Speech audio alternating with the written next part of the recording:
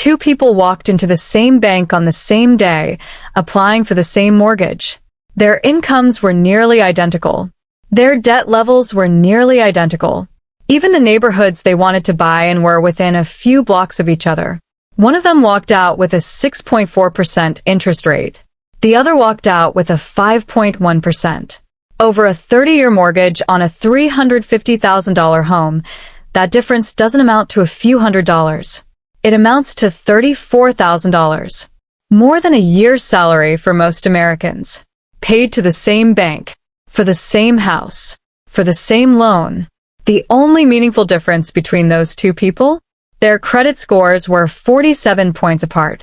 Now here's what nobody tells you. That 47-point gap wasn't about one person being more financially responsible than the other. It wasn't about income, or savings, or character.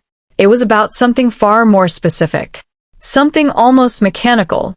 A set of behaviors that most people have completely backwards because the logic of credit scoring is almost perfectly counterintuitive to the way most people think money works. And the financial institutions profiting from that confusion have very little incentive to correct it. Today, we're going to correct it for you. Every misconception, every backwards assumption, every quiet rule that the credit scoring system operates by, but never actually explains to the 200 million Americans whose financial lives it controls. By the end of this, you're going to understand why your credit score does things that seem to make no sense, what you've almost certainly been doing that's costing you points you don't even realize you're losing, and the specific, verified moves that consistently push scores upward, even when the conventional advice says they shouldn't work. Stay until the end. Because the last section covers something that most people only discover after it's already damaged their score. And if you're planning any major financial decision in the next 2 years, it could be the most important thing you hear. Let's start at the foundation. Because most people's mental model of how credit scoring works is built on a completely incorrect assumption. That assumption is this: credit scores measure how good you are with money. They don't. Credit scores measure how predictably you will repay debt. That sounds similar. It is not. Being good with money might mean you pay cash for everything, carry no balances, and never borrow unless absolutely necessary. That behavior is genuinely sound financial practice. And for a credit scoring algorithm, it is nearly useless because it provides almost no data to predict from. The FICO scoring model, which is used in approximately 90% of lending decisions in the United States, is built around 5 specific categories. Payment history accounts for 35% of the score. Credit utilization accounts for 30%. Length of credit history accounts for 15%. Credit mix accounts for 10%. New credit inquiries account for 10%. Read those percentages again, slowly. 2 categories, payment history and credit utilization, control 65% of your score. Everything else is a secondary concern. And yet most financial conversations about credit focus almost entirely on the minor categories. Things like how many credit cards you should have, or whether to open new accounts, or how different types of credit affect the mix. Those things matter. But they're fighting over 35% of the score while the real battle is happening elsewhere, quietly, every single month. Let's talk about payment history first, because while it's the largest single factor, most people understand it only at the surface level. The basic version is correct. Pay on time, good. Pay late, bad. Simple. What's not simple, and what almost nobody explains, is how the damage from a late payment is distributed. A single 30-day late payment on an account with a long, perfect history causes meaningful but limited damage. The same 30-day late payment on a newer account with shorter history causes significantly more damage. The same payment, identical circumstances, different outcomes. The reason is that the scoring model considers the late payment in context. It asks how anomalous this event is relative to your established pattern. An old account with a decade of clean history absorbs the hit differently than a 2-year-old account does. This also means that recovering from a late payment takes longer on newer accounts. The model needs time to accumulate contradicting positive data before the late payment's weight starts to fade. Here's the second thing almost nobody knows about payment history. It doesn't expire on a fixed schedule the way most people assume. Negative items like late payments can remain on your credit report for up to 7 years. But their impact diminishes over time even before they disappear. A 30-day late payment from 5 years ago weighs less on your score today than a 30-day late payment from 8 months ago, even though both are technically still visible on your report. The practical implication? If you have old negative items that are several years past their event date, you may be closer to a meaningful score improvement than you think. Not because the item is gone, but because its active influence is already fading. Now, let's get to the section where most people lose the most ground. Utilization. This is where the counterintuitive logic of credit scoring hits hardest. Credit utilization is calculated as the percentage of your available revolving credit that you're currently using. If you have a credit card with a $10,000 limit and you're carrying a $3,000 balance, your utilization on that card is 30%.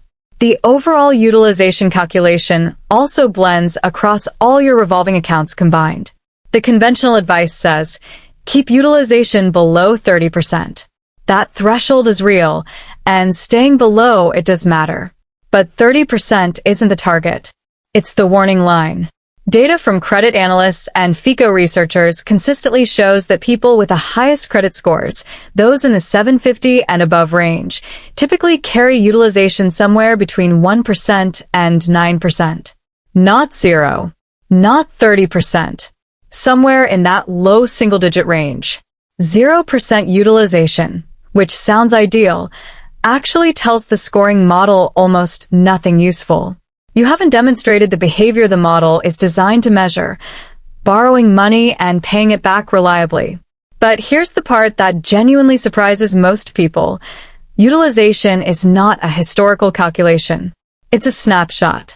Most credit card issuers report your balance to the credit bureaus once per month, typically on or around your statement closing date. Whatever balance appears on your statement on that date is the number that gets reported. Not the balance after your payment, the balance before it.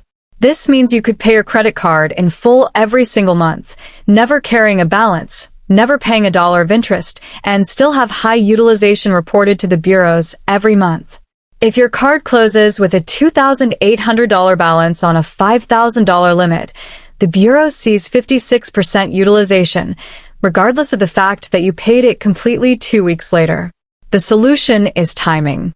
Not paying differently, but paying at a different point in the month. If you make your payment before your statement closes, rather than after it's due, the balance reported to the bureau will be lower or 0. Your utilization drops. Your score reflects that lower number within 30 to 60 days. This is one of the most consistently effective and least discussed methods for improving a credit score. It requires no change in spending, no additional financial sacrifice, just a calendar adjustment. Before we go further, if you're finding this useful, consider subscribing. This channel covers exactly these kinds of verified, practical financial mechanics that most content in this space glosses over. Hit the notification bell, because the next few videos get into territory that's even more specific and actionable. Let's keep going. Because utilization has a second layer that's even less understood. Individual card utilization matters independently of your overall utilization. Let's say you have 3 credit cards. Card A has a $2,000 limit. Card B has a $5,000 limit. Card C has a $10,000 limit. Your total available credit is $17,000. You have a $1,500 balance, entirely on Card A. Your overall utilization is about 8.8%. That's excellent. But Card A's individual utilization is 75%. The scoring model looks at both figures. A single card with very high utilization will drag your score down even if your overall percentage is healthy, because the model interprets maxed out or near maxed individual accounts as a sign of stress or strain on a specific debt. The corrective is distribution. Moving balances across cards so no single account carries a disproportionate load, or requesting a credit limit increase on the high utilization card can improve the individual account ratios without requiring you to pay down additional debt. Credit limit increases, by the way, work directly through this mechanism.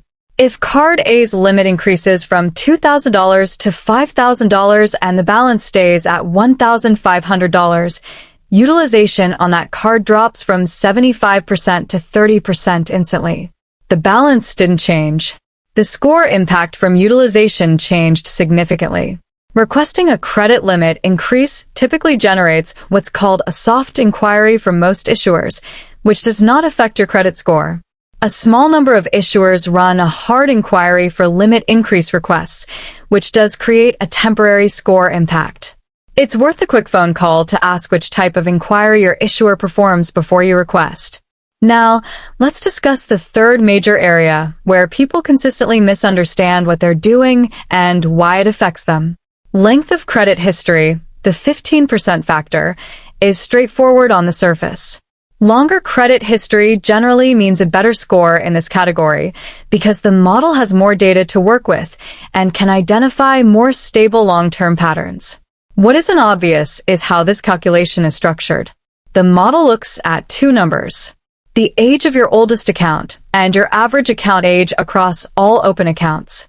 This creates a specific risk that almost nobody anticipates until it's too late. When you close an old credit card account, perhaps because you no longer use it, or the annual fee isn't worth it, or you're simplifying, that account's age doesn't disappear immediately. Closed accounts in good standing can remain on your credit report for up to 10 years, still contributing to your account age calculations during that period. But when that account eventually drops off your report, the impact on average account age can be sudden and significant. More importantly, opening new credit accounts, whether credit cards, auto loans, or other revolving products, immediately reduces your average account age because new accounts enter the calculation at 0 months and pull the average down. This is the mechanism that trips up many people who are doing everything else correctly. They open a store credit card for a discount. They apply for a new rewards card. They finance a purchase. Each decision seems minor in isolation. The cumulative effect on average account age can be meaningful, and the effect is immediate. For someone who is 12 to 18 months away from a major loan application, a mortgage, a refinance, a large auto purchase, this matters enormously. The strategic advice from credit professionals in that window is consistent. Avoid opening any new credit products unless absolutely necessary. The temporary damage to average account age arrives at exactly the moment you need your score at its peak. Let's talk about inquiries. Because the conventional wisdom around hard inquiries, the record created when you formally apply for credit, is partially correct and partially responsible for some genuinely bad decisions. The correct part: hard inquiries do reduce your credit score slightly, typically by 3 to 7 points per inquiry, for a temporary period of roughly 12 months. The incorrect part: most people treat all inquiries as equally damaging and try to avoid them at any cost, including the cost of not rate shopping. Here is a rule that is built directly into the FICO scoring model and is worth knowing precisely. Multiple hard inquiries for the same type of loan, made within a specific window, are treated as a single inquiry. For mortgage loans, that window is 45 days. For auto loans, it's also typically 45 days. For student loans, similar treatment applies. The model recognizes that a consumer shopping for the best mortgage rate is engaging in rational financial behavior, comparing offers from multiple lenders, and it would be counterproductive to penalize that behavior as if each inquiry were an independent credit application. What this means practically: if you're securing a mortgage and get hard inquiry pulls from 5 different lenders within a 30-day window, your score registers that approximately as 1 inquiry, not 5. The people who don't know this either accept the first rate they're offered, leaving significant money on the table to avoid phantom score damage that was never going to be as severe as they thought, or they shop carefully but do it too slowly, spreading the inquiries outside the protected window and creating actual damage that could have been avoided. Rate shop within the window. The protection is there by design. Now we're getting into the section that most people only encounter after it's already created a problem. And this is where I want you to pay particular attention, because the timing here matters. There's a category of negative information on credit reports called collections accounts. These appear when a debt has gone unpaid for an extended period and the original creditor transfers or sells the account to a debt collection agency. Collections accounts are significant negative marks. An unpaid collection account on your credit report can damage your score substantially and persist for 7 years from the original delinquency date. Here's what most people don't know. Paying off a collections account does not automatically remove it from your report. And under the traditional FICO scoring models used by most lenders, a paid collection account and an unpaid collection account carry roughly similar weight. That surprises almost everyone who hears it. The instinct is that paying the debt restores your standing. Under the traditional model, the record of the collection event is what matters, not whether it was eventually paid. However, and this is where it gets important, newer generations of credit scoring models have changed this calculation. FICO 9 and VantageScore 3.0 and 4.0 treat paid collections differently from unpaid ones, significantly reducing or eliminating their score impact once paid. Medical collections receive even more lenient treatment under these models.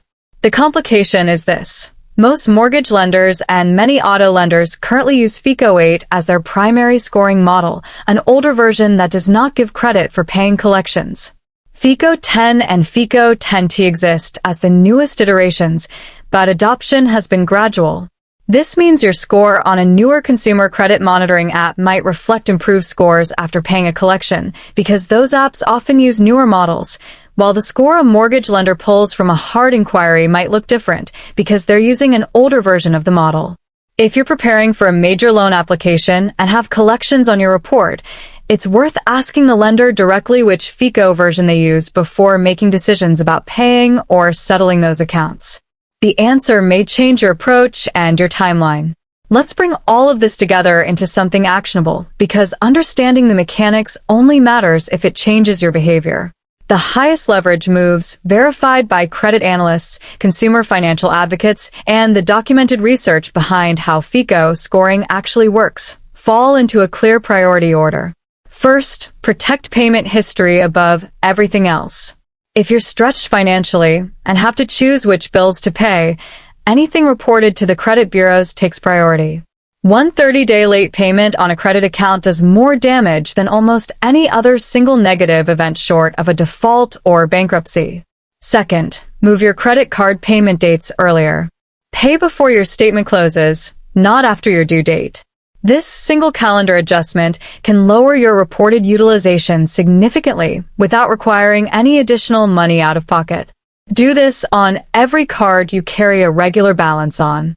Third, check individual card utilization, not just overall utilization. If any single card is above 30% utilization and other cards have available headroom, redistributing balances can improve your score faster than reducing total debt would. Fourth, do not close old accounts without a specific reason that outweighs the credit history impact. If the card has no annual fee and you're not being forced to close it, leaving it open and using it occasionally for a small recurring expense, then paying in full, keeps the account active and the credit history growing. Fifth, protect your average account age during any window that precedes a major financial decision. The 12 to 18 months before a significant loan application is the worst time to open new credit. Give your score time to stabilize. Sixth, if you're planning to rate shop for any major loan, do it within the protected inquiry window. Don't spread comparison shopping over multiple months thinking you're protecting your score. You're not. You're eliminating the protection the model already built in for you. Here's the broader point worth sitting with.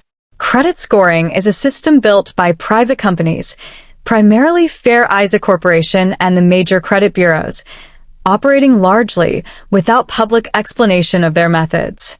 The algorithms are proprietary. The exact weightings are not published.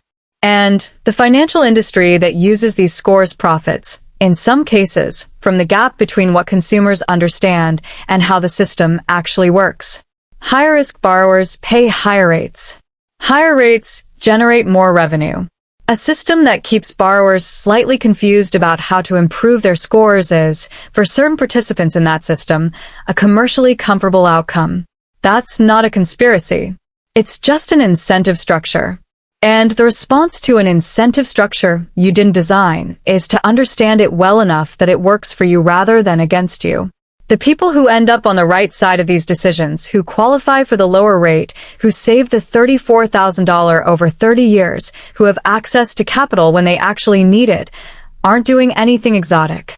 They're following a small set of behaviors that align with how the scoring model actually functions, rather than how most people imagine it does. The gap between those two things is real. It's measurable. And for most people, it's closable faster than they think. One final thing, and this is where I'd encourage you to take a specific action right now, not eventually. The Federal Trade Commission has found in multiple studies that a significant percentage of credit reports contain errors. Some estimates put the number of reports with at least one error at 1 in 5. Errors ranging from accounts that don't belong to you, to incorrect late payment records, to duplicate entries, to balances that haven't been updated to reflect payments made. Every American is legally entitled to a free copy of their credit report from all three major bureaus, Equifax, Experian, and TransUnion, once every 12 months through annualcreditreport.com. That is the official, federally authorized source. Not the various free monitoring services with their own commercial interests, though those have their uses. The actual bureau reports, reviewed carefully for accuracy. If you find an error, an account you don't recognize, a payment reported as late that you can document was made on time, a balance that's incorrect, you have the legal right to dispute it. The Bureau is required to investigate. Verified errors must be corrected or removed. And a removed negative item can improve your score meaningfully within 1 to 2 billing cycles. Most people have never done this review. Many of those people are carrying score damage from information that isn't even accurately theirs. If this was useful, there's more where it came from. Subscribe if you haven't yet, and if you know someone who's about to apply for a mortgage, a car loan, or any other major credit product, share this with them. The information isn't complicated, but knowing it before a major application versus after it can be worth tens of thousands of dollars over the life of a loan. The system isn't designed to explain itself to you, but once you understand it, it stops working against you. That's where we leave it today.